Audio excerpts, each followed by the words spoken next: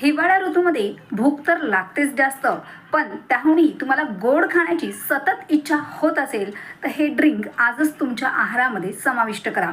याने भुकेची ग्रेव्हिंगसुद्धा कमी होणार आहे आणि जर गोड खाण्याची ग्रेव्हिंग होत असेल तीसुद्धा कमी होणार आहे. चला पाहूया. तुम्हाला हे पेय कसं बनवायचं आहे. एक ग्लास चांगलं उकळलेलं गरम पाणी घ्या. त्याच्यात 1 चमचा मेथीदाणे घालायचे आहेत आणि अर्धा चमचा दालचिनीची पावडर किंवा अर्धा इंच दालचिनीचा तुकडा घालायचा आहे. वरती झाकण ठेवायचं. 15 मिनटं हे असंच ठेवायचं. 15 मिनटानंतर पियायचं आहे. आतली मेथीसुद्धा तुम्ही चावून खाऊ शकता आणि दालचिनीचा तुकडासुद्धा तुम्ही चावून खाऊ शकता.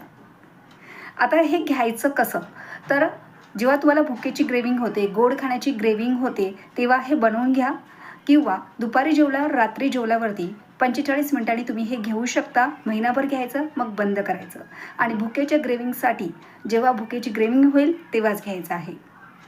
अशाच नवीन नवीन माहितीसाठी चॅनलला सबस्क्राईब करा.